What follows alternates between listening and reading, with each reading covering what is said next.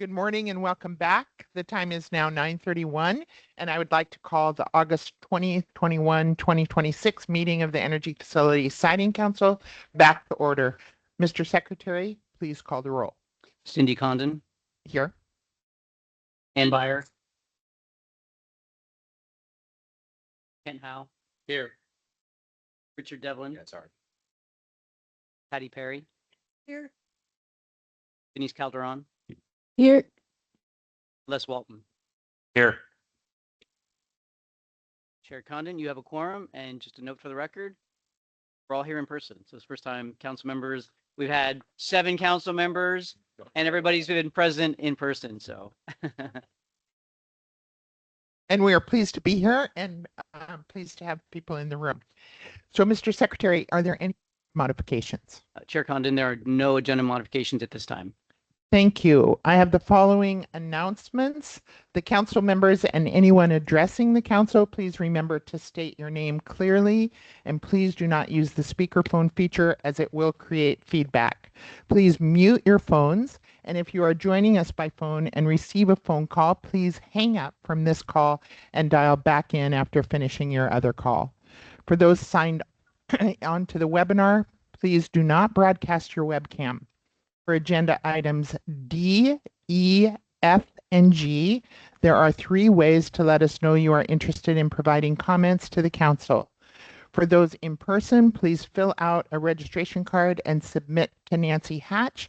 Registration cards are by the door, and Nancy is with her hand raised. For those using Teams, you will need to use the raise your hand feature.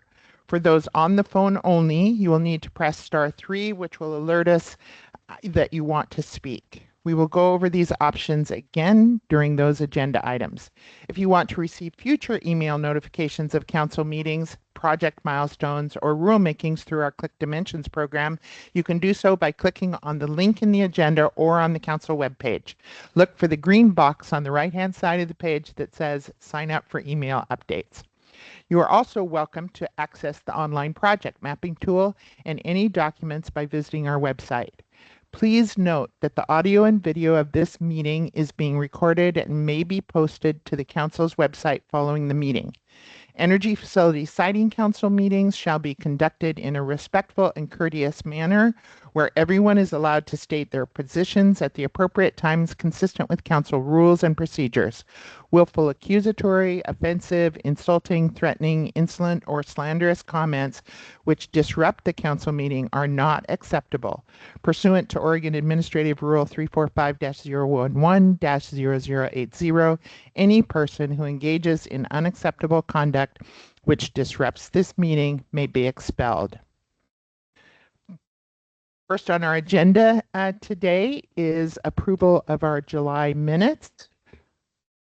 Chair Condon, I move that the council approve the minutes of the July 24th, 2026 meeting. Do we have a second? Councilor Devlin seconds that motion. Mr. Secretary, can you call the roll? Ann Byer.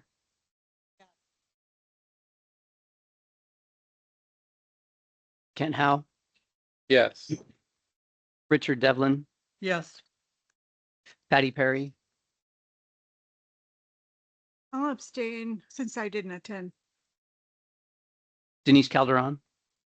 Yes. Cindy Condon. Yes. Les Walton. Yes.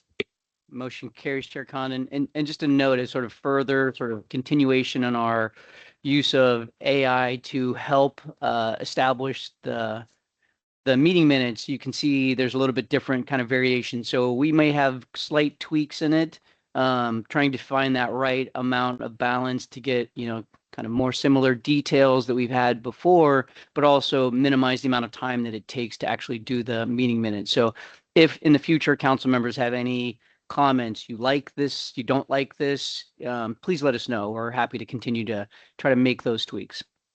Thank you for that. And I apologize for not asking for discussion after the motions were made.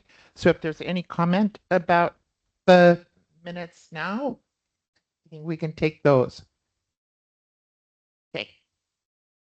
On to the next item.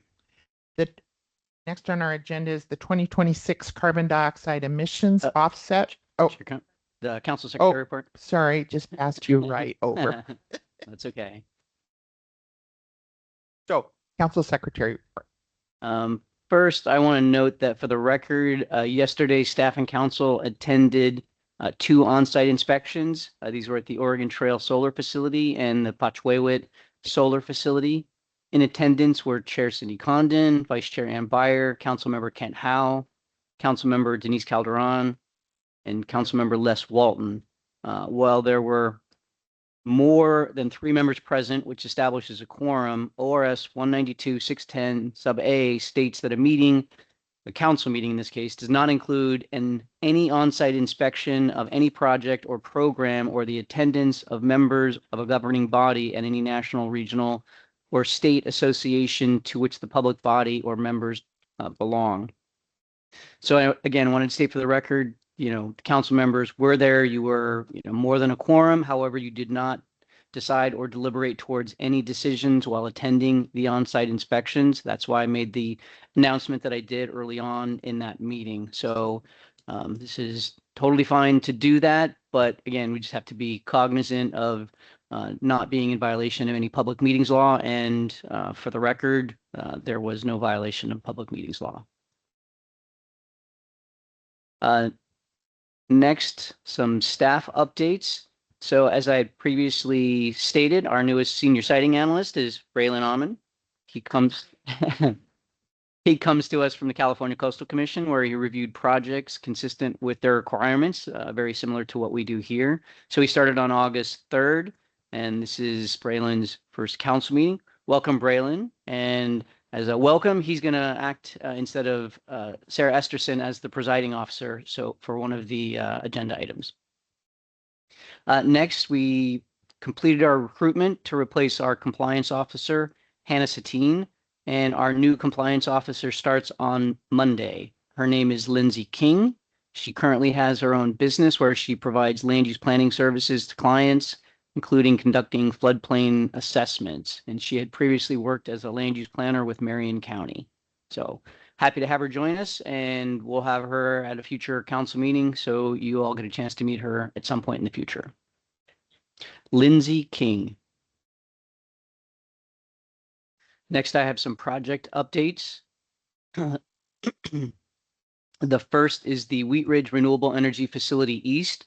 This is an operational 200 megawatt facility.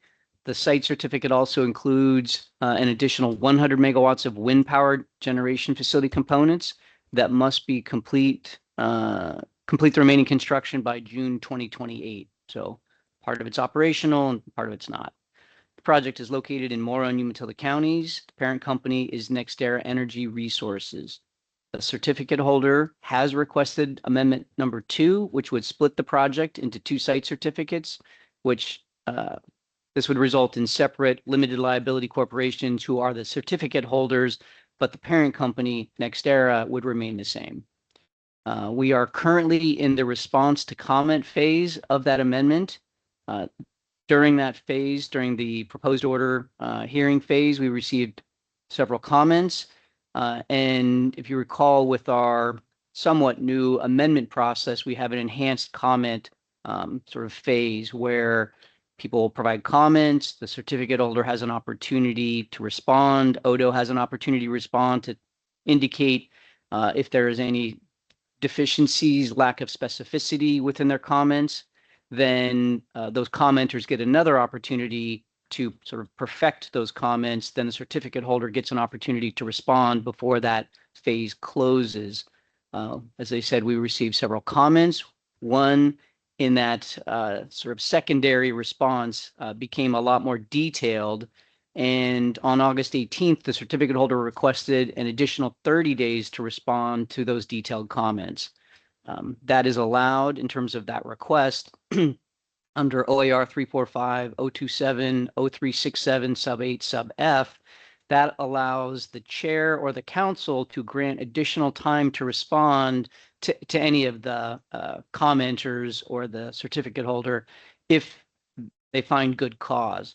On August 19th, Chair Condon reviewed that request, determined that there was good cause based upon the significant level of detail that was submitted in the comments, and granted the certificate holder additional time to respond, and they have until the September 14th.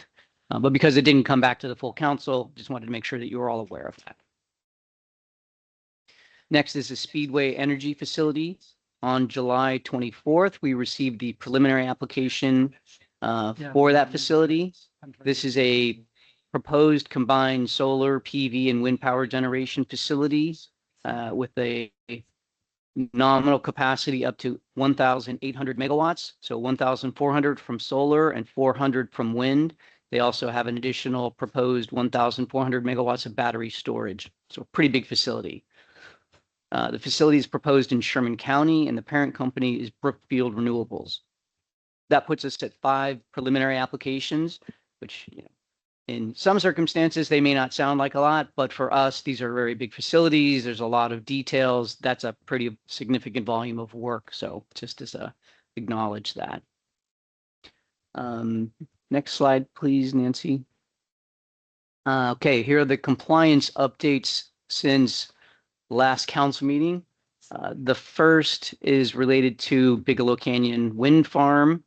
This is a 450 megawatt operational facility, and currently the wind turbines are the only portion that's operational. They are also approved to have 150 megawatts of solar, and that is currently in construction. The facility is located in Sherman County. The certificate holder is Portland General Electric. On July 20th and 31st, PGE reported inadvertent discoveries identified during archaeological monitoring in areas of disturbance for the solar construction. The department determined that notification procedures were properly followed, so there still may be some follow-up on that, but everything worked like it was supposed to work. On July 31st, PGE reported non-compliance for use of an unapproved water source during the solar construction. The issue was immediately resolved upon identification. The department requested that the issue be reported to the Oregon Water Resources Department. Contractors have received additional training on requirements to have all water resources pre-approved to ensure they are legally available sources. This has obviously been an issue with some past construction projects, and so council has put more enhanced conditions into new site certificates or amended site certificates. So continuing on with the Bigelow Canyon. So that was on the solar construction. This was related to the wind portion. On August 8, PGE's maintenance contractor found a partial blade collar on the ground at turbine 303. This is a phase 2 Siemens turbine. The blade collar is bolted to the blade root outside of the hub. The collar covers the opening around the blade bearing and is approximately 4 feet by 3 feet and 33 pounds. The blade collar was found approximately 98 feet from the turbine, so spun off. Turbine was offline at the time of its finding, was inspected for any additional damage to the other components outside of the hub and for any other items at risk of falling from the turbine. Then on August 13th, PGE also reported that their maintenance contractor found another partial blade.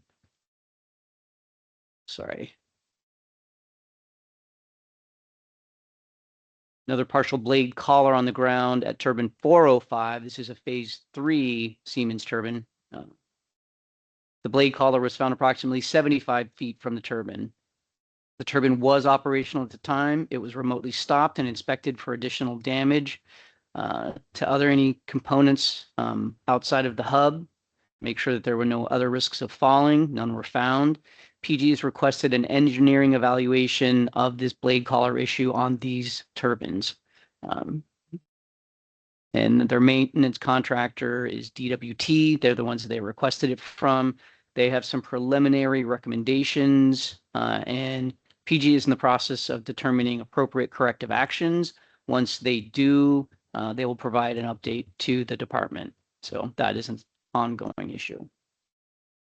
Next is the State Line Wind Project. This is a 220 megawatt wind facility in Umatilla County. On August 12th, a certificate holder, which is NextEra, reported an incident of a missing bolt at one of the Van Sickle 2 turbines. There's 2 geographic units, and so this is the one. This has been an ongoing issue. We've been reporting on this pretty consistently related to the repowering of those turbines. The certificate holder identified a design flaw. The new blades essentially were too heavy, apparently. And Odo has been working with NextEra and our consultant, Haley Aldridge, to determine the adequacy of their evaluation of the design issue and their plan to replace all of the bolts. NextEra has indicated that their goal is to have all of the bolts replaced in the repowered turbines within 90 days. So we'll keep you up to date on that. Going back to the Wheat Ridge Renewable East facility, I talked about that earlier in terms of they're in the midst of an amendment. So again, operational 200 megawatt facility, also 100 megawatts of wind power generation that must be completed by June 2028. It's in Morrow and Umatilla counties, parent companies NextEra Energy Resources.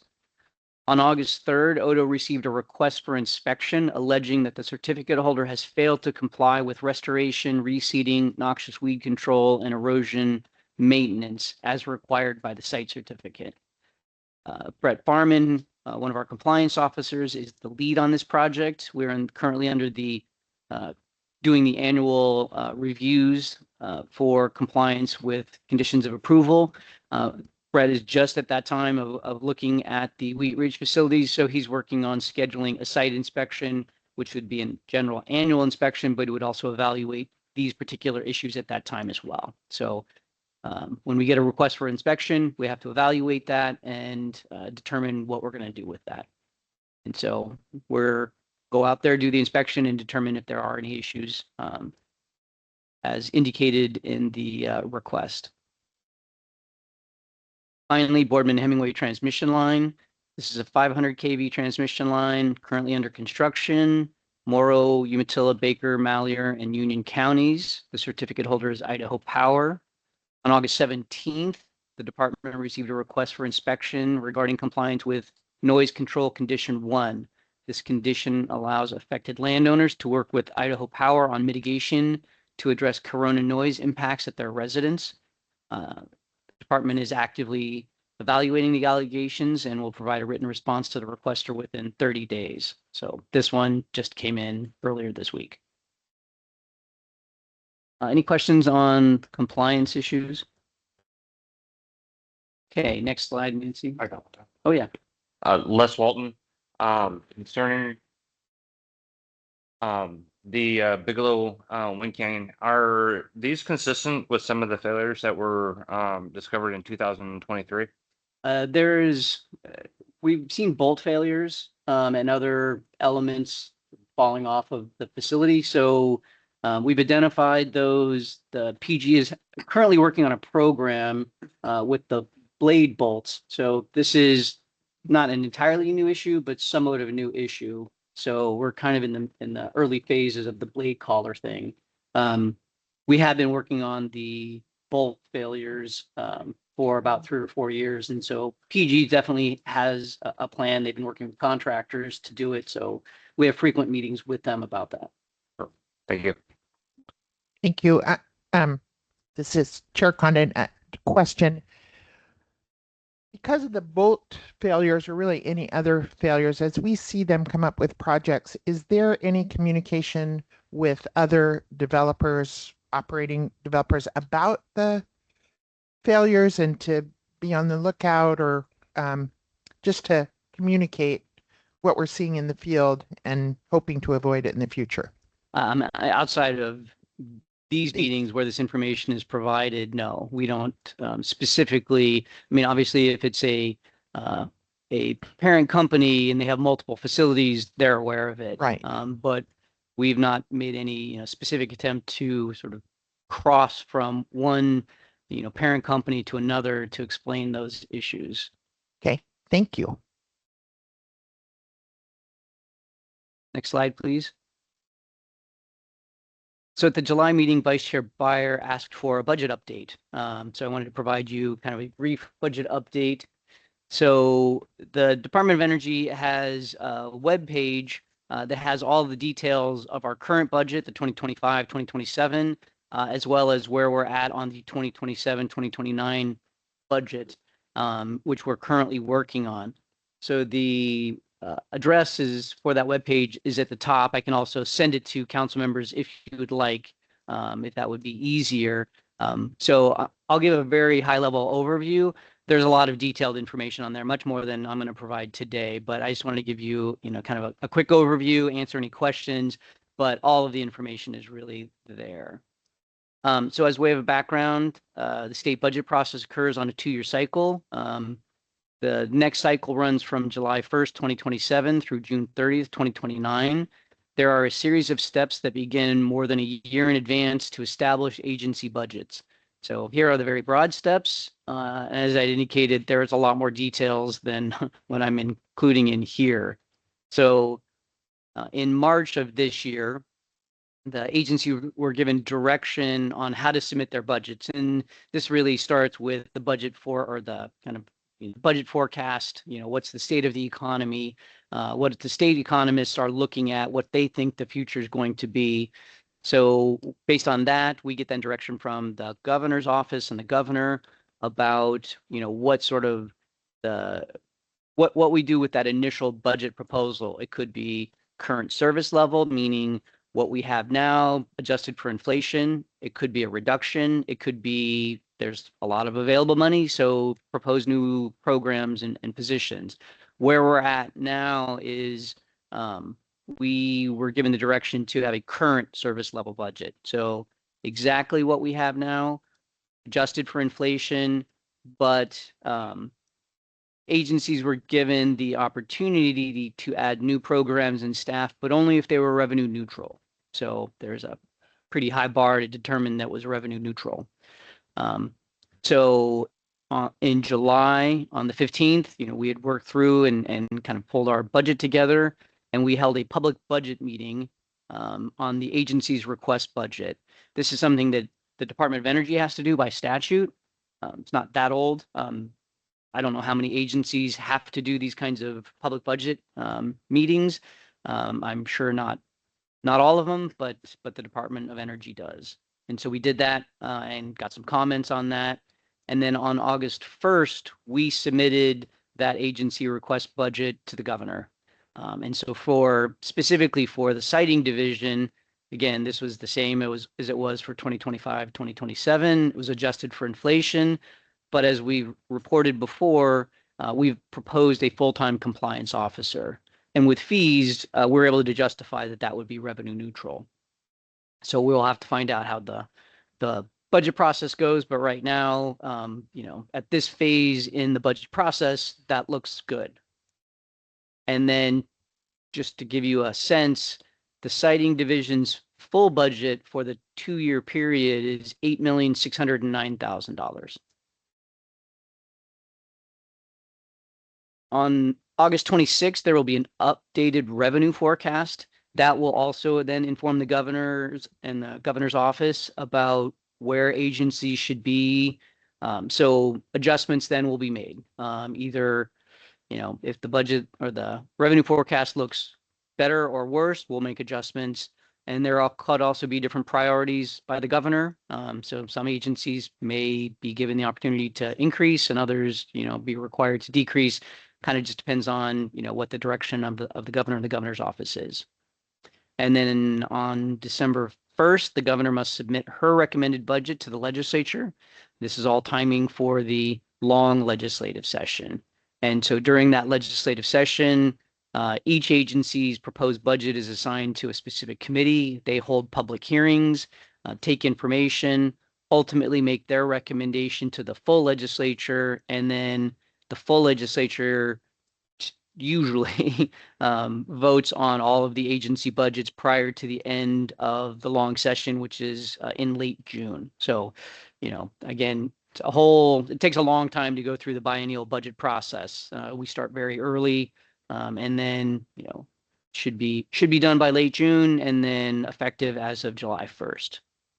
So again, a pretty high level overview. Are there any questions? Councillor Byer.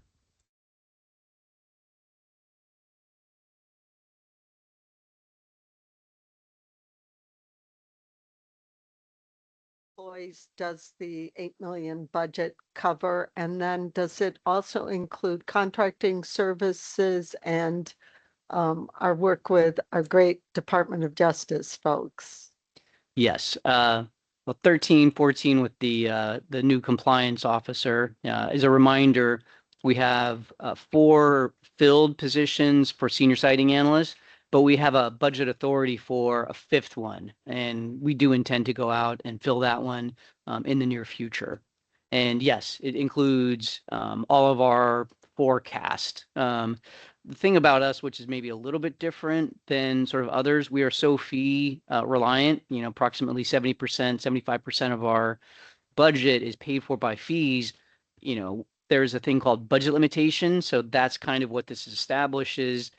But ultimately, you know, if costs exceed what we forecast, they're going to be covered by developers. If we get more project work and we have to use more Department of Justice time or more contractor time, that's passed through money. So that 8 million is our kind of our budget limitation, but we have some flexibility just again because of the way that we work. We can't forecast exactly. Maybe it will be less than that, or it'll be more than that. It won't be exactly that. Madam Chair. Councillor Devlin.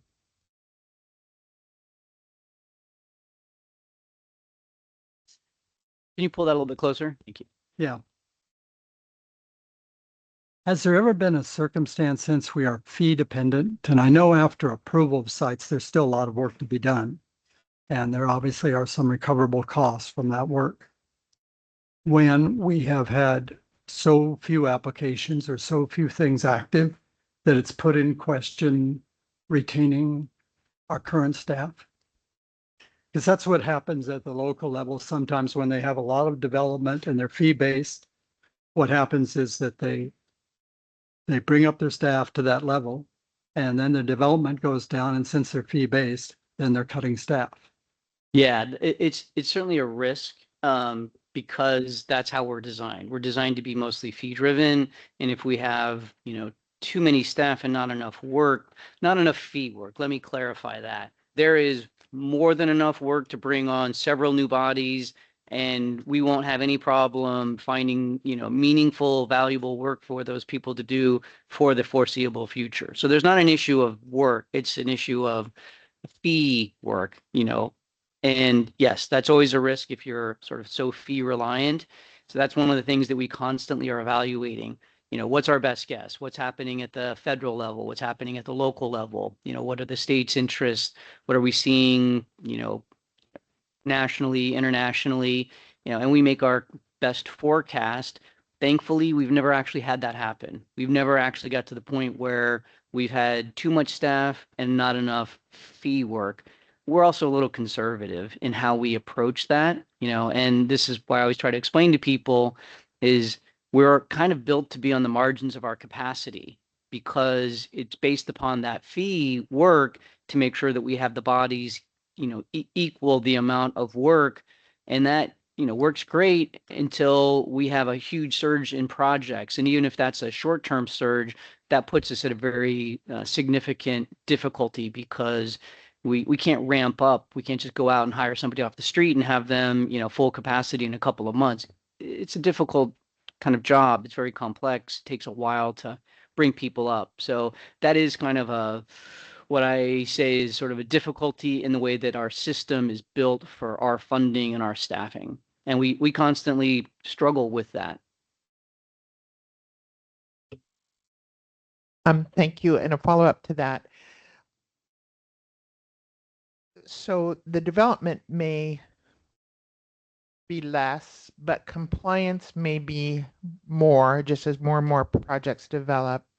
And I realize the disciplines are different, but is there opportunity or whatnot? If that shift occurs, is there the analyst, the siting specialist, capable or move to compliance work? Is that a possibility?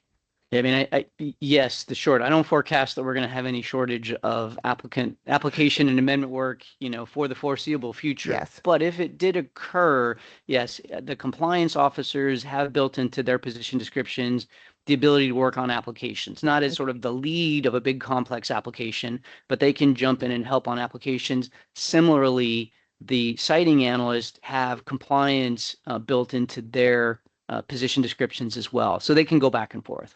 Okay, and thank you. And then is the compliance work fee driven the same as certainly the development? Yeah, it's a little different. Yes, the short answer is yes. With applications and amendments, it's fee for service. So, well, they're all fee for service, but with an application, we forecast what the cost is going to be. The applicant must, ultimately agree. We enter into a cost reimbursement agreement, and then basically that kind of pays for the review.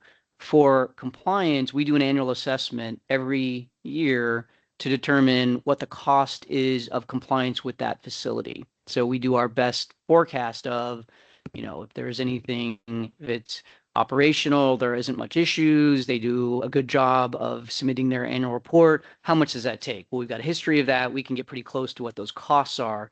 If other things happen, there are a lot of incidences, notices of violation, requests for inspection, that can change.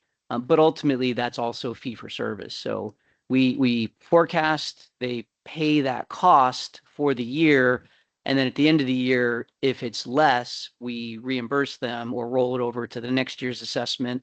And if it's more, we charge them for the additional. Thank you.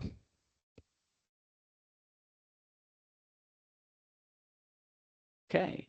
If there are no more questions on that, we'll move to the next one. And so this is following up on Executive Order 2529.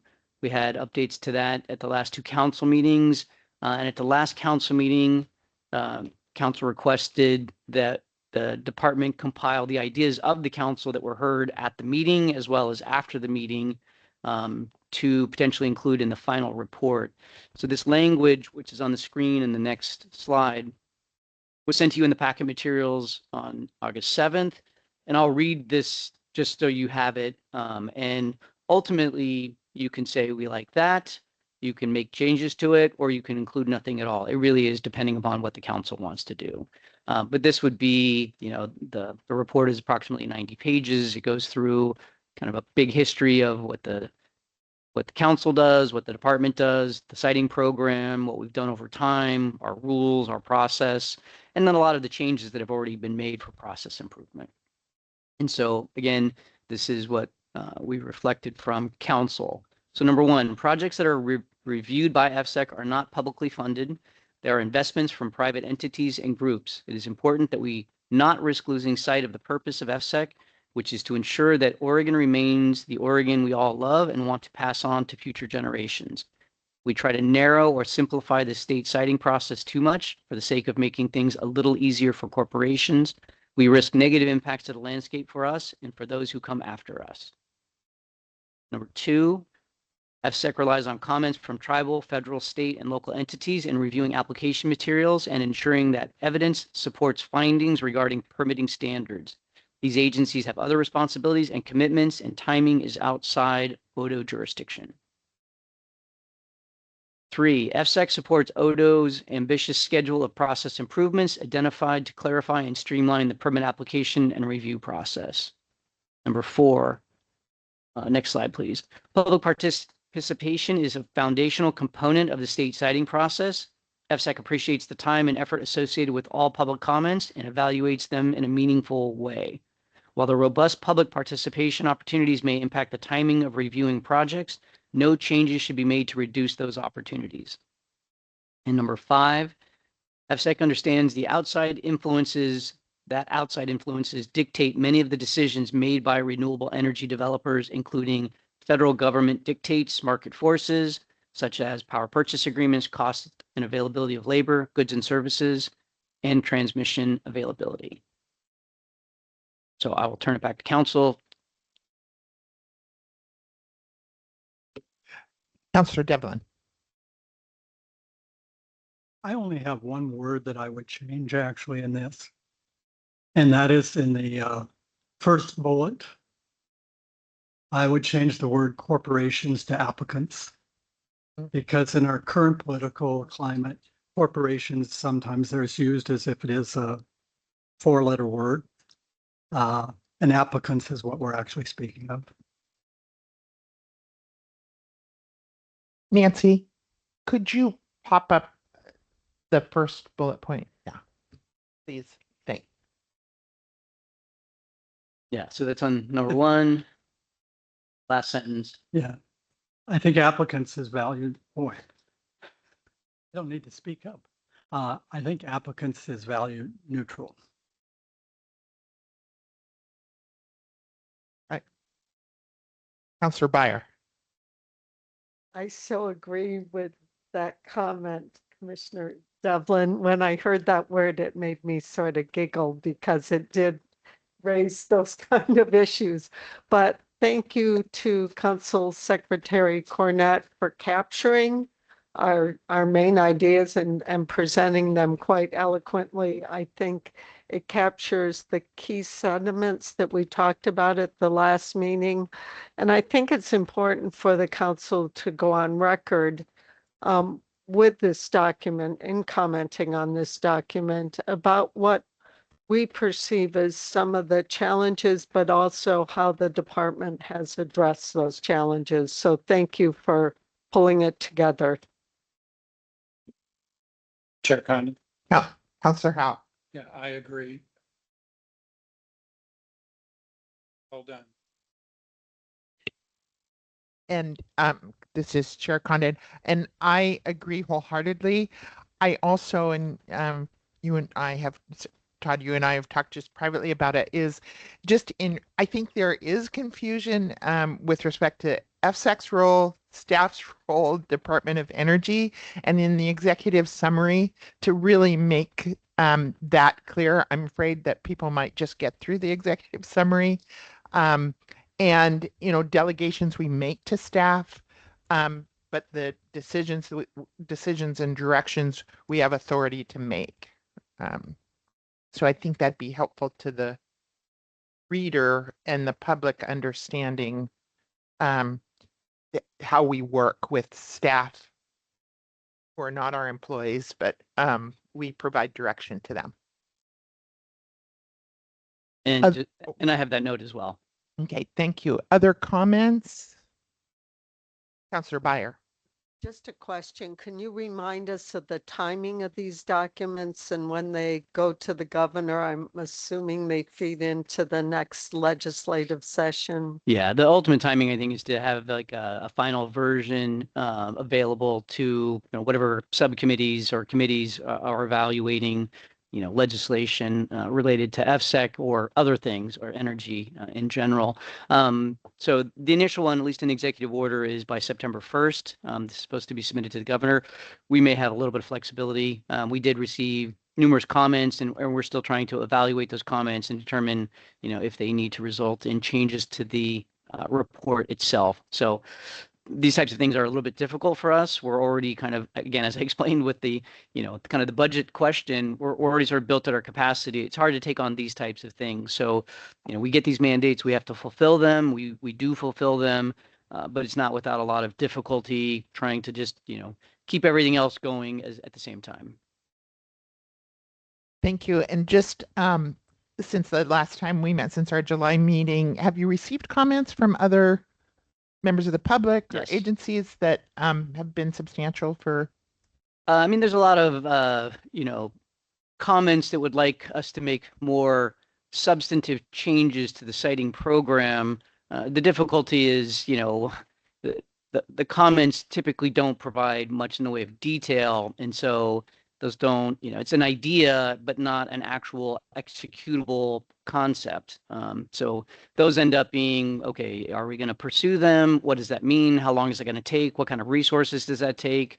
So that's what we're sort of evaluating, those kinds of comments.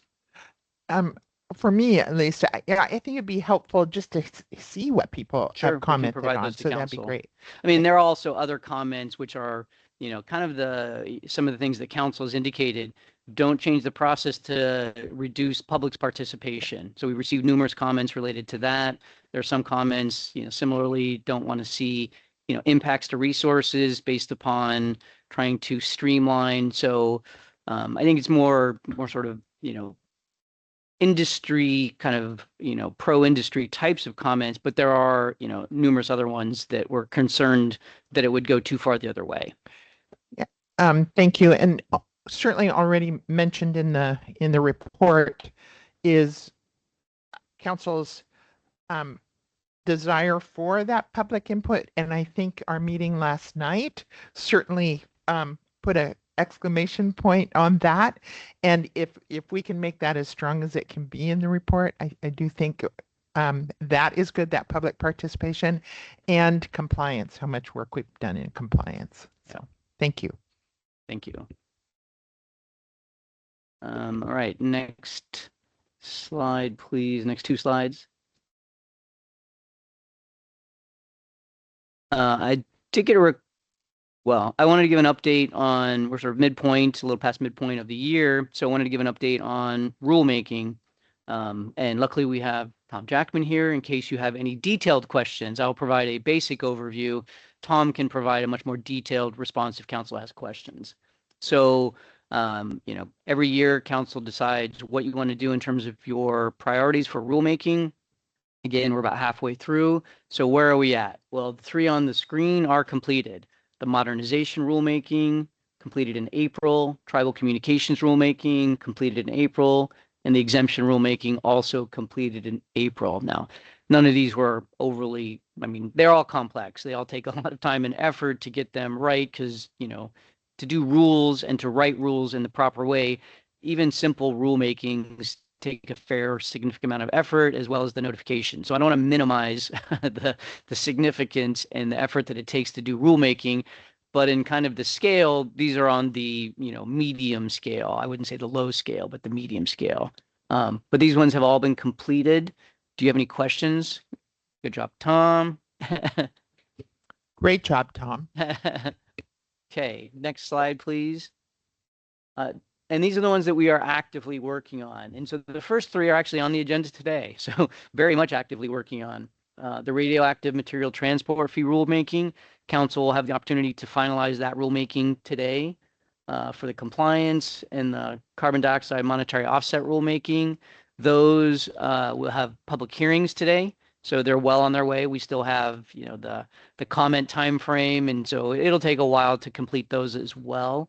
But those are well on their way and, very likely to be finished by the end of the year. The organizational expertise in retirement and financial assurance rulemaking. So again, these are the first of the phase 3 rulemakings. There's been 2 rulemaking advisory committee meetings so far. A 3rd is scheduled for next week.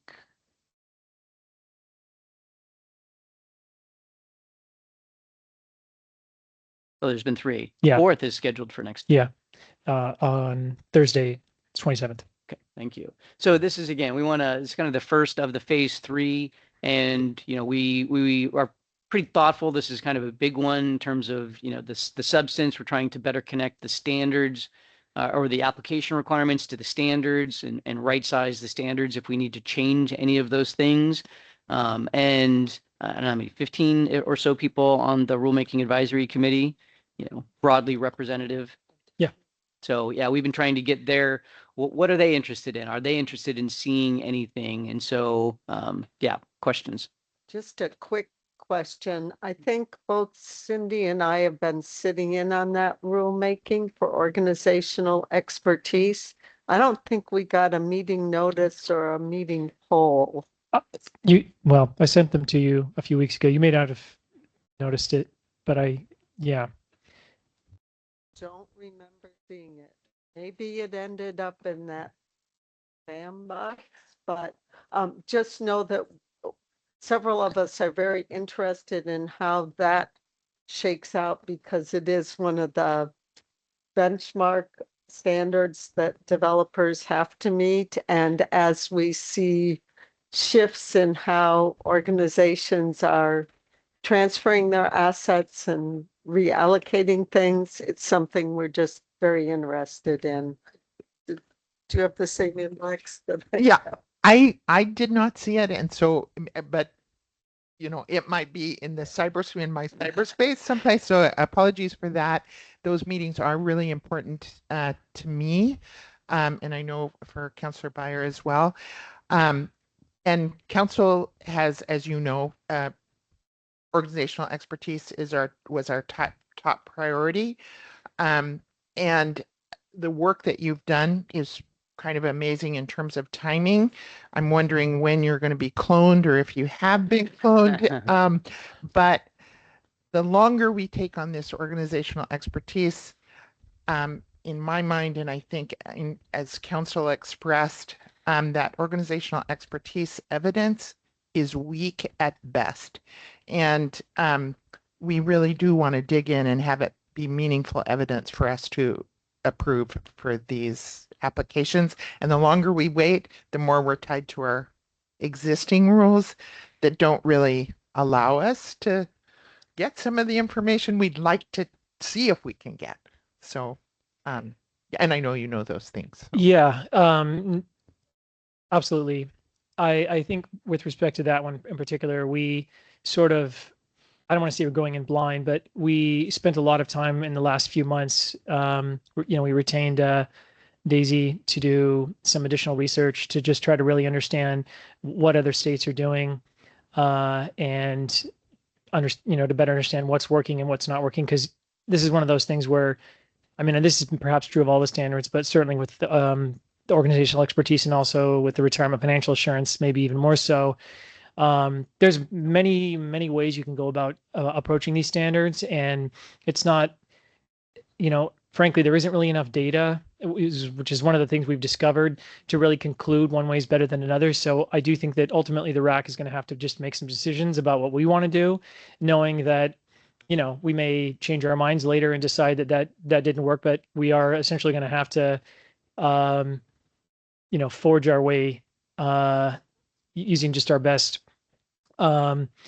calculations and brain power on figuring out what we think is optimal. But that did definitely kind of slow things down a little bit. Well, we don't typically do that, where we sort of pause and think, okay, we've sort of identified the issues. Now let's do what ended up being months of research. But I'll touch base with you on the timing of the RAC. I believe I sent it to the same inboxes that you had previously responded to. So we'll figure it out. To the FSEC email as opposed to our own emails. Yeah. We don't check as often. So yeah, I'll touch base with you. It's not to point fingers, it's just to say, gee, did I miss something? But yeah. Thank you for all the hard work. And I think the research will certainly pay off, because this is new territory. We just have not dug in on this, and the world is changing. So thank you. Yep. And I agree with Anne in terms of it may have gone to the FSEC, but so we'll check that out. However, one of the things, and I know you've heard me state this, people have focused, or more people have focused on the financial assurance piece. And actually, I think we took some steps with finance. I'm more comfortable with that piece than I am about the organizational expertise and what developers might say, we can't do this, we'll do this without us there. I think both Councillor Beyer and I are kind of focused on what do we need as evidence. And it's when the applicant is what it is. It's a limited liability corporation, and looking to it's the conversation about that. I'd love to hear, and I think those meetings are recorded, so I'll go back and listen to them. But it's that piece, what evidence we're getting, and the financial assurance has some other safeguards to it that the organizational expertise doesn't have, other than development of the site itself. So hope that makes sense. Yep. Okay, thanks. And then last on the list is the soil protection. I'm sorry. Or Councillor Howe. I was just gonna say, you're doing a yeoman's job of getting, it's a heavy lift. It's a ton of rulemaking that we're going through right now. And you're coordinating it just perfectly, you know. Things are coming to us almost every meeting that we're adopting a new rule. So thank you. You're doing great. Cloned. And then last Oh, on, I'm sorry. Councillor Walton. Don, I'm new to the council, but it's recognized all the hard work you put in, and appreciate it. Thank you. Hopefully our new analyst will be able to pick it up as quickly as you have. I think that's it. Okay. And last on the list is the soil protection, structural, and waste minimization. Council just initiated this one last meeting, so this is at the very early stages. Likely that one will not be done through the end of the 2026, but will certainly be actively worked on during 2026. And then the last thing on my list is the next council meeting is scheduled for September 17th and 18th. We're not sure if we're going to need a meeting yet, so we have a couple of agenda items potentially. If we there's no public hearings, no location drivers. So if we do have an in-person meeting, it will be in Salem, or at least we'll make the recommendation to Chair Condon that it will be in Salem. It could be that there is just a couple of things that we need to do and maybe not worth doing it in person, and it might just be an online one that we propose. So at this point, maybe yes, maybe no, maybe online, maybe in person. But we need to be moving on that pretty quickly. So we'll be reaching out early next week as we kind of regroup and identify what our needs are there. Councillor Calderon. Yeah, Denise Calderon for the record. Council members, staff, I won't be present in person next month. I just want to make that announcement. I will be remote, whatever the decision is. Thank you. Thanks for Thank you. clarification. Thank you for that. That always helps to know. I mean, we send out emails, but it has helped to kind of, for us and particularly Nancy to kind of help plan for these meetings. Councillor Byer. Just a comment that's sort of related, but not entirely related to our discussion.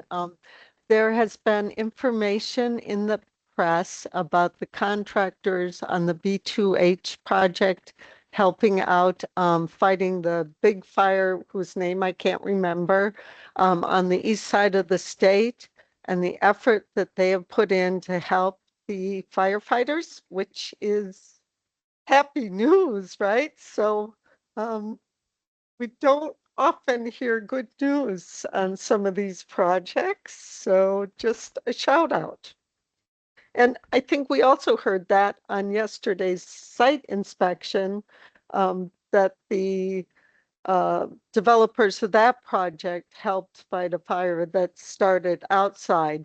The reminder there is that wildfire is so much a part of our decision making now, and we need to learn from these experiences and think about how we condition future projects, because it's a scary world. But thank you. Thank you all for comments, and thank you for the comprehensive report. Thank you. So, Tom, I think you're up again. We're moving on to our next item, that is the 2026 carbon dioxide emissions offset rate rulemaking. And this is a public hearing, and Tom Jackman will lead the charge.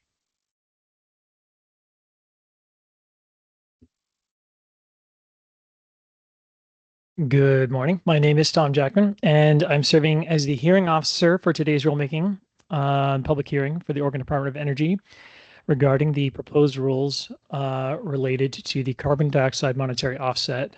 Go ahead and go next slide.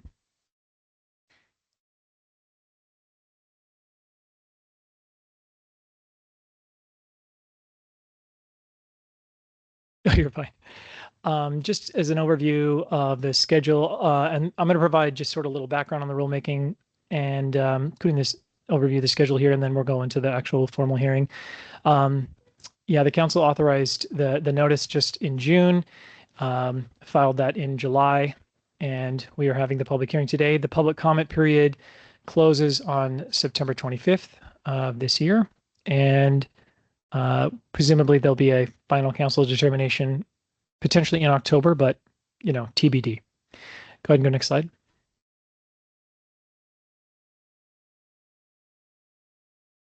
So just as a brief reminder for those participating, these rules relate to applications for certain gas energy facilities that must meet carbon dioxide emission standards set by the council.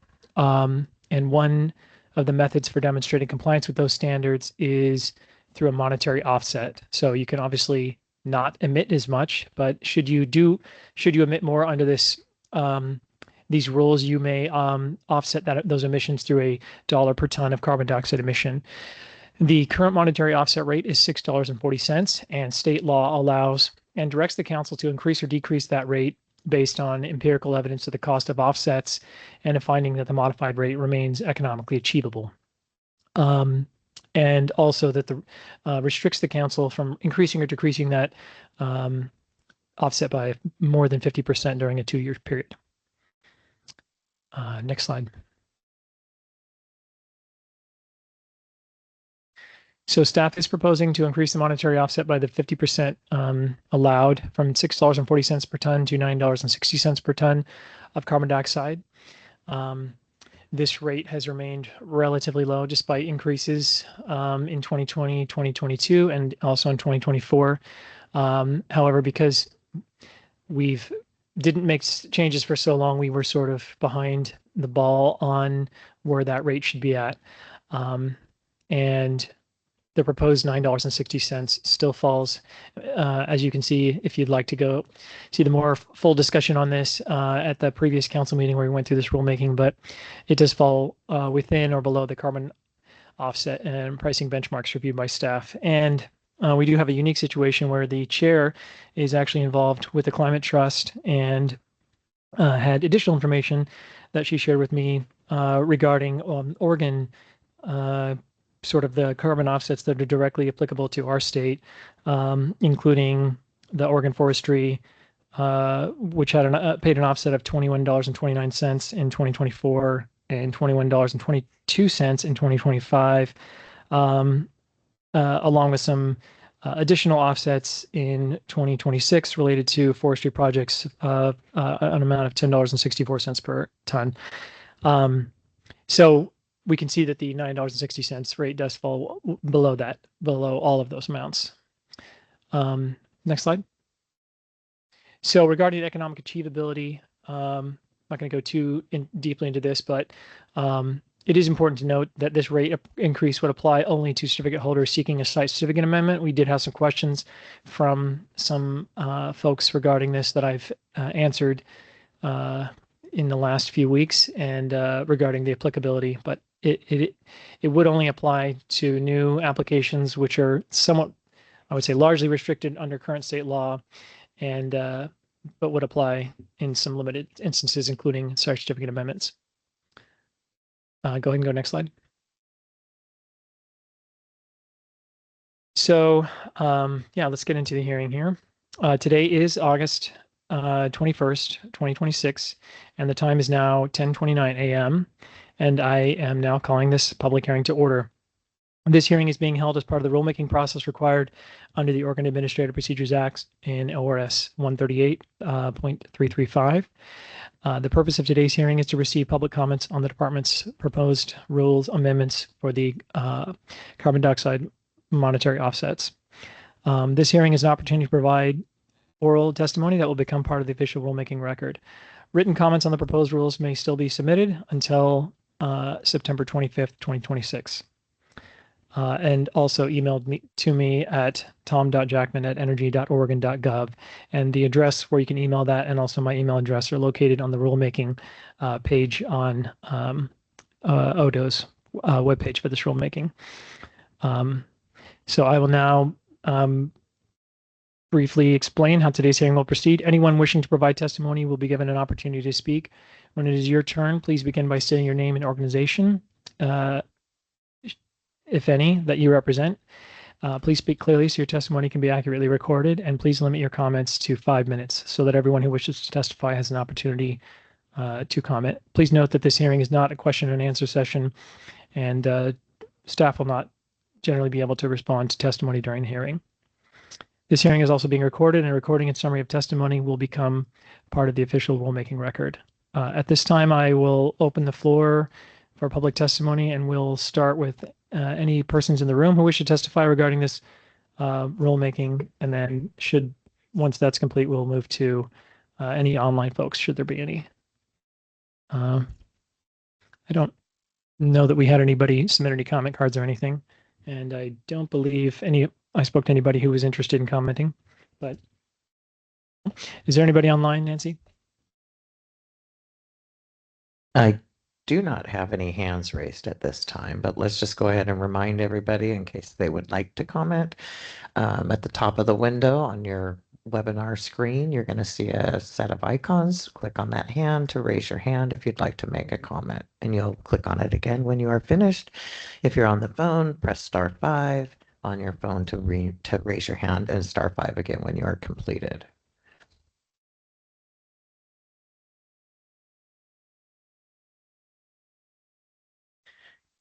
I do not have any hands raised at this time. All right, seeing none, I am now going to close the opportunity for oral testimony this time. The time is now 10:32 a.m. and today's date is August 21st, 2026. And a reminder that that written comments, again, can be submitted until September 25th. Thank you. Tom, is it appropriate for me to make a comment? Sure. Sorry about that. For some reason, I thought you were going to call on council, sure. but one, I certainly support the change, but I did have some information from the Climate Trust, and I think it just provides color for why Oregon's pricing might be different. When the TCT, the Climate Trust, looks for sources for carbon offsets, they look at what council has put to them as priorities, and there are 4 basic things. They look for projects based in Oregon or the Pacific Northwest, projects that provide community, biodiversity, water quality, or other co-benefits, projects that receive the Core Carbon Principle label approved by the Integrity Council for the Voluntary Carbon Market. The Voluntary Carbon Market is an independent governance body that established and maintains the highest standards of ethics, sustainability, and transparency for the global voluntary carbon market. The Climate Trust searches for novel carbon offset projects to help scale the market. And because they look at projects here first, that certainly may impact the pricing, and they provided information with respect to their national work too. So yeah, fully in support of this. Thanks.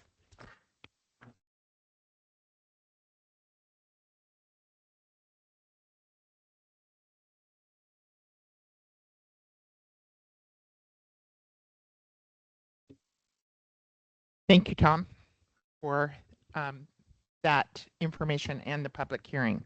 So Chair Condon, Yes. just looking at the slide and the agenda item, we're switching things up a little bit. Yes. So Sarah Esterson is going to provide the overview, and then Braylon Alman is going to be the presiding officer. Okay, thank you very much for that. Our next item on the agenda is the Klamath Cogen Amendment 6 proposed order, and this is a public hearing. So I'll turn it over to Ms. Esterson. Thank you very much. Good morning, Chair Condon, Vice Chair Beyer, and members of the council. Our presentation today includes an overview of the existing operational facility, a brief overview of the changes proposed in request for Amendment 6. We're going to summarize our evaluation as presented in the proposed order, and then we'll hand it over to our hearing officer, amazing Braylon Alman. Is that how you pronounce your name? Ammon. And he'll introduce and conduct the public hearing. Next slide, please, Nancy. And now we're already behind. One more. But it is causing issues. To be that. Next slide, please, Nancy. Okay, so the Klamath Cogeneration Facility is an operational 525.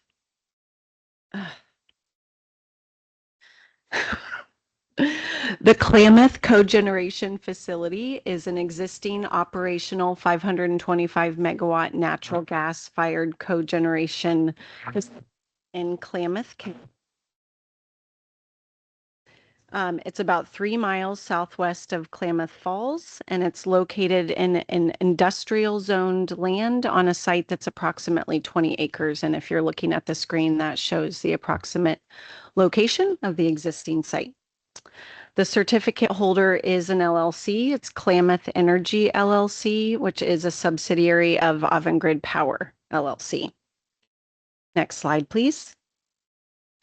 So request for Amendment 6 of the site certificate proposes or seeks approval of a single condition change, and that's to change a condition that required boiler blowdown water to be reused in cooling towers prior to the disposal through to the wastewater treatment plant at the city of Klamath Falls. And the change was to remove that obligation to process the wastewater through the cooling towers and just send it straight to the wastewater treatment facility. So the next slide, this is the actual condition as it was imposed in the site certificate, and the red line is the certificate holder's proposal. This request is to align the process with how the facility was designed. It's not a change to the facility itself. Next slide, please. So just a quick overview of where we're at in your amendment process. So your amendment rules have 5 process steps as presented by the chevrons here on the slide. The first step is the certificate holder's submittal of a preliminary request for amendment that occurred on May 22nd. We reviewed for a few months. Then on July 10th, we deemed the application complete. And then on July 27th, we issued a proposed order recommending that the council approve the requested condition change, along with several other condition changes that the department identified as necessary to align with the requested change. And in that proposed order, we recommended that council grant the amendment request. So following the proposed order step, which does include, again, this comment process that our hearing officer will discuss in a little more detail. Following that step, the department will issue a draft final order, and then council will have an opportunity at a future council meeting to review the draft final order for a decision on whether to approve, modify, or deny the amendment request. Next slide, please. So on this slide are all of your council standards that applied to the original application for this facility. Next slide, please, Nancy. Of these standards, there are only 3 that apply to this proposed change. So those are the 3 that are evaluated in the proposed order. And those standards are the general standard of review, public services, and waste minimization. Next slide, please. So the general standard of review really establishes the preponderance of evidence requirement. So that means that all of your findings of fact and compliance for the other standards have to be based on a preponderance of evidence. So we overlay that onto the rest of your review. Okay, so next slide, please. We'll overlay that to your review of the public services standard. So, and this standard related to this change, we're asking, will this change have the potential to significantly impact public or private service providers of wastewater treatment?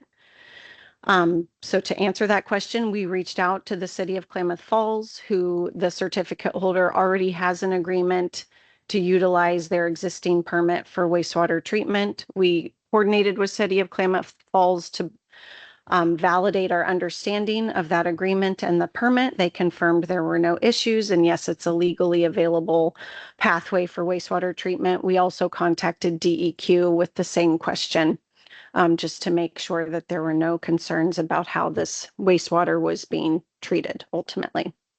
So we recommend under the public services standard that there are no significant issues to public service providers. Next slide, please. And then it's the waste minimization standard that's really the key here. This is the standard that the condition in question or proposed to be changed was originally imposed under. So, you know, we're asking, okay, so if we change how wastewater is treated, does that no longer meet the standard, which requires that a certificate holder minimize their wastewater to the extent practical, as well as waste. And I mean, the amount of wastewater, as we understand it, that's coming from boiler blowdown is fairly minimal in the first place. And waste minimization, the standard itself isn't really a threshold question. There isn't a certain amount that we're looking for, at which point it would be significant. It's just, are they minimizing waste and wastewater to the greatest extent? And in this instance, the facility simply wasn't designed to process that wastewater through the cooling towers, and we've recommended that it wouldn't have any effect on their ability to comply with the standard. And we also identified 2 other conditions that were imposed that kind of route back to the same process representation that came from the application. So ultimately, we're recommending 3 conditions be modified to align with the system and the process without impact to the standard. Next slide, please. I think that, and so these are the conditions 4 and 6 that we've recommended change to align with the process change. Okay, next slide. And so our final recommendation in the proposed order is that these changes wouldn't affect compliance with any of the applicable standards, and that the conditions can be amended, and that the council has the ability to grant the amendment request. So I'll now hand it over to our hearing officer, Braylon, to open and conduct the hearing.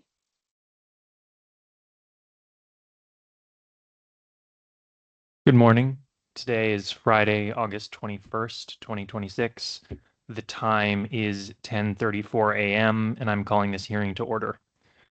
We are physically located in the Columbia River Hotel in the Dalles, Oregon. This hearing is also being held via Teams with a call-in option for those who cannot participate in person or via Teams. Today's hearing will be recorded, and the presentations, written comments, and oral testimony are part of the decision record for this amendment request. Next slide, please. On July 27th, 2026, the department issued a public notice on request for Amendment 6 and the proposed order on Amendment 6 of Klamath Cogeneration Project Site Certificate, which initiated a public comment period extending through next Friday, August 28th, 2026, and also established today's public hearing. Written comments must be received by the department by 5 p.m. on August 28th, 2026 to be included in the record. To date, we have received 1 comment, and that comment has been provided to the council. Next slide, please. All timely comments submitted during the public comment period will be subject to the following process. The site certificate holder and the department will respond to all comments. Their deadline is September 11th. Commenters may submit written replies to the responses. The deadline for this is September 16th. And then the certificate holder and department may then submit a surreply to replies. The deadline for this step is September 18th. Participants to the public comment process may request more time to submit their response, reply, and surreply to the council secretary or council chair, who shall grant the extension on showing of good cause. A person who contends council should reject a request to amend a site certificate, or that council should, in its final order, reject or revise certain aspects of a department proposed order for a site certificate amendment, must comment in person or in writing prior to the close of the public comment period, and raise their issues with sufficient specificity to afford the council, the department, and the certificate holder an adequate opportunity to respond to the issues. To raise an issue with sufficient specificity, commenters must identify the recommended findings of fact, conclusions of law, or conditions of approval in the proposed order to which they object. They must specify the council standard or other applicable state and local requirements on which their objection is based, and they must present facts or statements supporting that objection. If a comment is not made with sufficient specificity, the council will not make any changes to its final order based on that comment. Next slide, please. Or this is the correct slide. Comments. Written comments may be submitted via our comment portal available through the link provided on the screen. which is also included in our project webpage and in the notice. Written comments may also be emailed to Kathleen Sloan or mailed or hand delivered to the Oregon Department of Energy's office at 550 Capitol Street Northeast in Salem, Oregon. Next slide, please. Sorry, next slide, please. The order of testimony for today's hearing will start with an opportunity for the certificate holder. Then we will open to members of the public. The council will then be given an opportunity to ask questions or request that certain areas be further evaluated. And finally, we will return to the certificate holder if they choose to respond to any issues raised today. Let's start with the certificate holder. Is anyone representing the current certificate holder that would like to provide comments on the record today? I have a hand raised for Derek Green. Okay.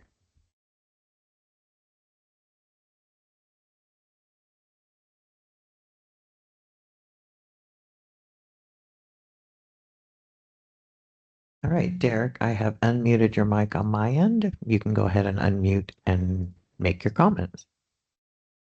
Great. Thank you very much. Can you hear me okay? Yes, we can.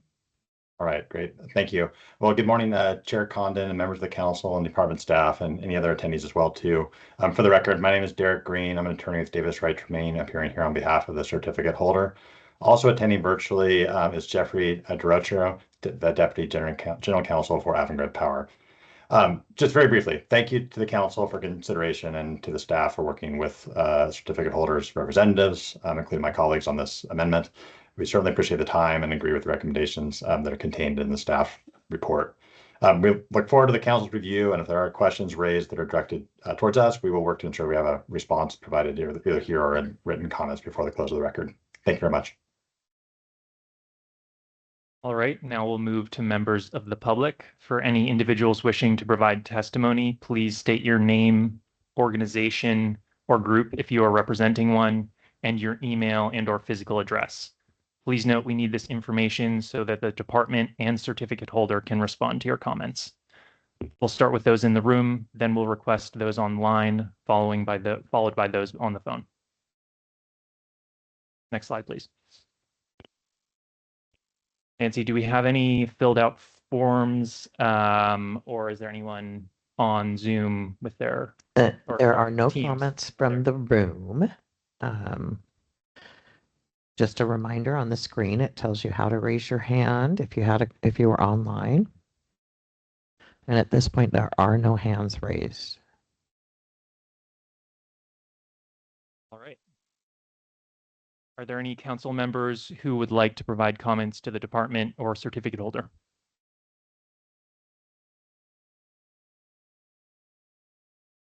Sorry, I was thinking. Councillor Calderon. Yeah, Denise Calderon for the record. Just a small question. So by not reusing the HRSG blowdown as originally presented in the application, how much additional cooling tower makeup water is required? That's my first question.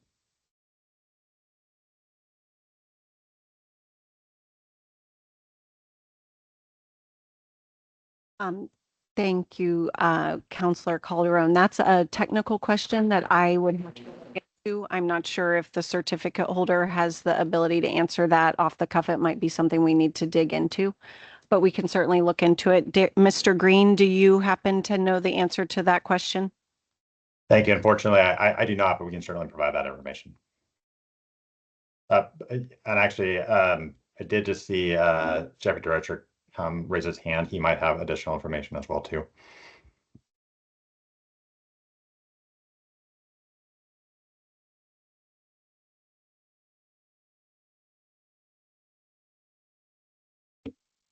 Right. JD, your initials. I have unmuted your mic. You can unmute on your end and make your comment. Thank you. I'm just echoing Derek's comment that we would have to check that that quantity of water with the plant staff and get back to you about that. Yeah, I don't know that number off the top of my head. Thank you. Yep, Counselor Councilmember Denise Calderon for the record. Thank you. I'm only asking because I would like to know if reuse of the blowdown would actually reduce the total wastewater generation. I know that's not how your ultimate design is now presently, but that was the original presented design in the application. So this is why you're seeking this amendment, correct? So just moving on from that, I would look forward to your response in the future. I just want to make a broader observation for the record regarding the council's waste minimization standard, right? So this facility already demonstrates significant beneficial reuse by using treated municipal effluent as its principal cooling water source. Water and wastewater systems are federally recognized as critical infrastructure, just so a friendly reminder, which underscores the importance of understanding water management as part of energy facility design. So this amendment is a useful reminder that water reuse is not simply a waste management issue. It is also a resource management consideration within the council's existing waste minimization framework. Thank you, Councillor Calderon. All right. Would the certificate holder like to respond to any comments submitted to date? Thank you. We nothing at this time. We understand the record is still open, and we'll provide any other additional comments by the time that closes. Thank you. The time is 10:52, and I will now close the hearing.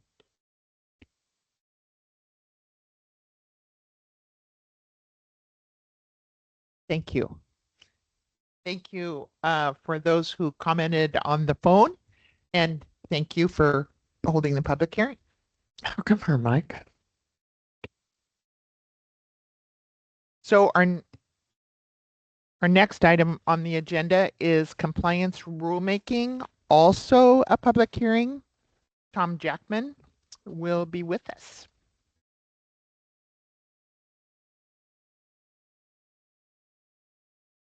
Mr. Jackman will be the acting presiding officer and explain. Thank you. Yes, I hear you guys haven't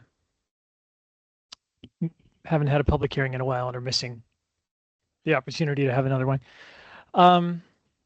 So yes, I am Tom Jackman, the rules coordinator for the council, and I will be the hearing officer for today's public hearing. And we're going to be discussing and providing the public hearing opportunity for the compliance rulemaking. Go ahead and go to the next slide, Nancy. So the council authorized the notice of proposed rulemaking back in June. We filed that in July, and then we are here having the public hearing today. The public comment period, however, does not close until September 25th, 2026. And once we review all of those comments and present recommendations to council, council will have an opportunity for final consideration at a future council meeting, which will likely be October, but once again, TBD. Sort of depends on the nature of the comments that we receive. Go ahead and go, yeah, next slide. So I'm just going to provide a little bit of background on this before we go into the actual hearing. FSEC site certificate contains terms and conditions that facilities must follow during construction and operation. And Division 26, which is the primary subject of this rulemaking, establishes the primary compliance requirements. And Division 29, which is also touched on a little bit by this rulemaking, has some related enforcement stuff, as compliance naturally is related to enforcement provisions, as you might imagine. So some of these rules haven't been substantially updated for 20, almost 30 years. And we're definitely due for an update. So especially with all the things we've learned and just changes in our process. Implementation of the existing rules has identified gaps and ambiguities concerning what must be submitted, when submissions should occur, how the department review occurs of that material, and how compliance issues should be addressed before we begin with formal enforcement, again, laid out in Division 29. The proposed amendments are intended to clarify existing requirements, fill process gaps, and provide more predictable and efficient compliance tools. Next slide. So just going to kind of briefly go over the main areas that are the focus of this rulemaking. The first one is relates to pre-construction compliance. So one of the big things we've introduced is clarity around how compliance works when we're dealing with phased construction, and that can occur both in sort of stages, but also in an individual stage, but on even a component level. And the proposed rules would allow for essentially a certificate holder to establish compliance with respect to components or portions of the project, which would enable them to begin construction with just that one aspect without needing to go beyond that, while still allowing for facility-wide review where phased review would just be duplicative. And we've also introduced new sort of clear language that written department authorization is required before construction begins on whatever part is at the subject of the review. Next slide. The second sort of big area of this rulemaking deals with inspections, and we sort of created a more formal process with more steps, tried to leave less stuff to the imagination, and sort of clarified exactly what must be included in a public request and how that process plays out. And it's much like any other process where there's a submission, there's a review, there's we get back to the submitter, and there's timelines and all that good stuff. So but the idea is just to be more transparent about how this all works. Go ahead and go next slide.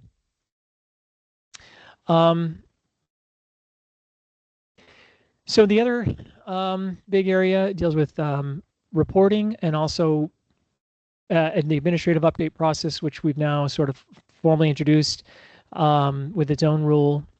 And the idea is that we'll be able to sort of make it easier for people to understand how the reporting process works throughout the life cycle of the construction and operation, in an effort to simplify and also reduce duplication and eliminate sort of low value reporting that we were less concerned with.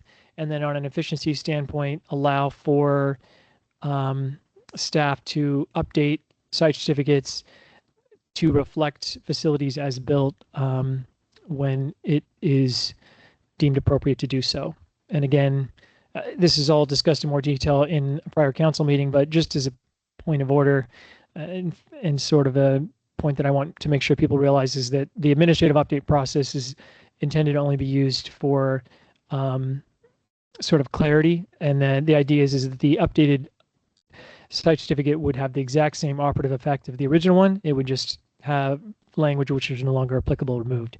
And that in the absence of doing the update, nothing would change other than you would have a more confusing site certificate. Go ahead and go next slide. And then sort of the last area here relates to compliance and enforcement. And I'm not going to go through this slide really, other than to just say that, the intent here was to create a sort of more graduated process. The existing rules sort of didn't contemplate anything other than, we're looking into it and then straight to notice of violation. So we created some graduated steps that would allow the department to sort of off-ramp, perceived issues and create a process where we can sort of work with the certificate holder to identify problems and resolve them in an, proportionate manner. Next slide. Okay, so let's get into the hearing. It is now exactly 11 a.m. on August 21st, and 2026, and I am now calling this public hearing to order. So this hearing is being held as part of the rulemaking process required under the Oregon Administrative Procedures Act in ORS 183.335. And the purpose of today's hearing is to receive public comments on the department's proposed rule amendments for its compliance rules. This hearing is an opportunity for anyone to provide oral testimony that will become part of the official rulemaking record. Written comments on the proposed rules may be submitted after this hearing and during this hearing, for that matter, up until September 25th, 2026. And the address and email address where you can submit those are located on the rulemaking page for the compliance rulemaking at FSEC's website. And I will now briefly explain how today's hearing will begin. Go ahead and go next slide. Yeah. Anyone wishing to provide testimony will be given an opportunity to speak. When it is your turn, begin by stating your name and organization that you represent, if applicable. Please speak clearly so your testimony can be accurately recorded, and limit your comments to 5 minutes so that anyone who wishes to testify has an opportunity. Please note the department staff will generally not respond to testimony during the hearing. However, all comments received will be considered as part of the rulemaking process. And for that matter, if you do have any questions, feel free to reach out to me after this hearing, and I'd be happy to answer them for you. At this time, I will open the floor for public testimony, and we'll start with anybody in the room, if there are any. I'm seeing Nancy shaking her head no. Is there anybody online who is raising their hand? If you wish to speak, now is the time to do so. Okay, just as a reminder, you see on the screen how to raise your hand if you are online. And I do not have any hands at this time. I'm taking this all as a vote of confidence in our amazing proposed rules. All right, well, seeing no hands raised, I will now close the opportunity for oral testimony. And, oh, sorry, question, comment? Thank you, Tom.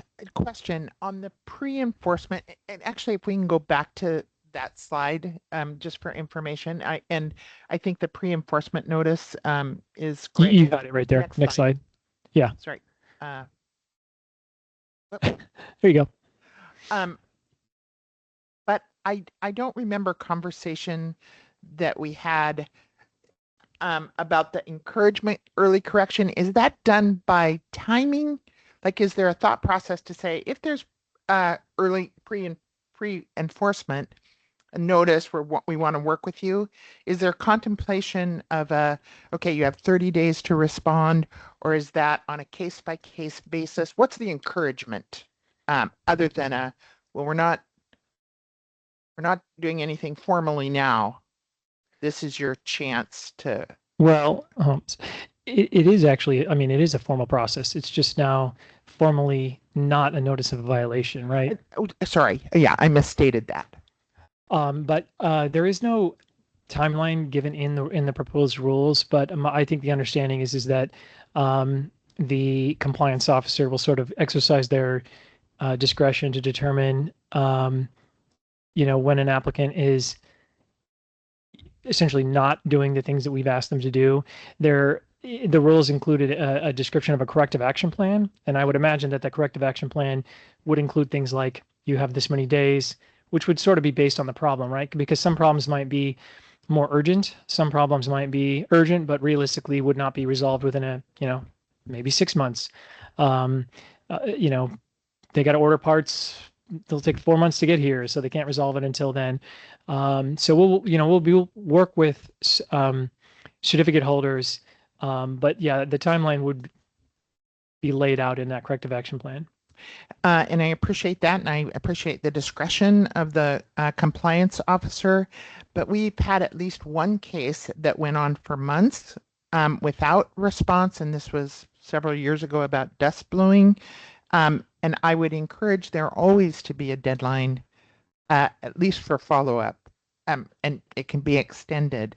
But that case went on for months and frustrated adjacent property owners. So I just take that as baseline information for me and make sure we address that as we are doing compliance. Tom. Oh, I was just going to say. No. I mean, I was going to. So you're the presiding officer, so. Yeah. Go ahead. For the record, Todd Cornett. Yes, I appreciate that, Chair Condon. That's a great question, kind of comment, and that's something we recognized as well, particularly when we've lacked compliance resources. There's a lot of different things going on. Having follow-up has been a struggle, for years, and we've recognized that, which is also why we have put in more compliance resources, and that's a conversation that we have constantly. It's creating not only making sure that we communicate with the certificate holders kind of frequently, but set deadlines for them, make sure that we, have a conversation, we understand what's reasonable. We don't want to be unreasonable in terms of a turnaround time, but that we determine what that reasonable turnaround time, tell them that, hold them accountable to that. That is what we are doing now, or something that we are, increasingly doing and trying to be a lot better at. So you're correct, you're right on, and we're in the midst of doing that a lot better, I think. Thank you. And I think that it goes back to an earlier conversation about the strengthening of our compliance. So thank you very much for that. Councillor Walton. Les Walton, for the record. I would request that as we generate an early notice prior to the notice violation, to try to work with our or certificate holders to make the projects more safer and fully compliant. But that if we're offering this service to the certificate holders for early notice, that we tighten up and increase the penalties for repeat or failure to comply. Yeah, that can certainly be something that we look into, although that would be outside the scope of this rulemaking. But at some point when we sort of look into Division 29 and updating our enforcement rules, and we could do that. Yeah, for the record, Todd Cornett. And I think the notice of violation is that. So we've done this, kind of pre-enforcement process without the rules to defend it, because we recognize the notice of violation is an important step in the process, but it's such an extreme step. And, that's why we kind of hear criticism, probably fair to some degree, that we don't issue notices of violation because we do all this background work to try to achieve compliance. But that is exactly what it would be, that now we have a formalized process of what we've already been doing. And if certificate holders, are patterns of behavior or not responsive, that is the sort of that next level, which is pretty significant. None of them want a notice of violation on the record. They don't. So we want to encourage them to proactively work with us and resolve those issues. But if we see exactly, we'll go through that process. We'll then have a formal, clear record, and I think it'll be a lot easier to then determine at what point a notice of violation, is the correct step. Councillor Beyer.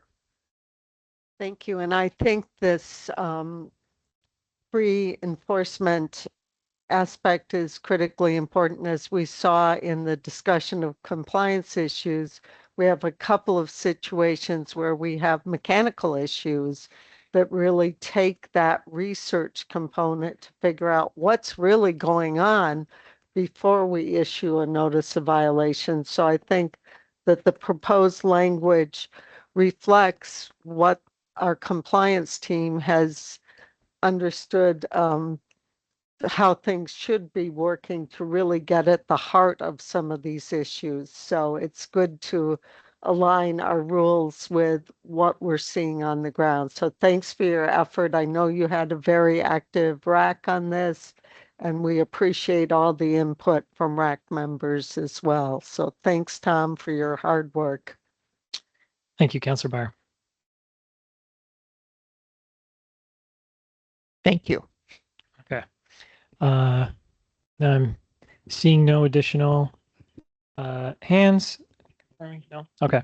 All right. Well, the time is 11:10, and and today's date is August 21st, 2026, and this hearing is now closed. Thank you. Thank you very much for that, Tom.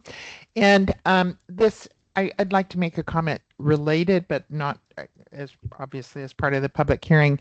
I think these rulemaking hearings and conversations are important about the job of the council. We have seen that rules that are in effect from years ago affect what we can do today, and this updating of the rules is really important. And staff can think differently because they're looking at their resources, and we have the resources to have deadlines and you know, they're making decisions with respect to resources. We're members of the public. That's the decision-making body. And it's important that we have the information we need and the requirements. So I appreciate staff's appreciation, I guess, of our recommendations and going forward with even without the hearing, but just what we've said in the past. So appreciate the work of staff in doing that, but now remembering it in the rules. I think this rulemaking effort has been a heavy lift for everyone, and but it's good work. So thank you. Councillor Byer.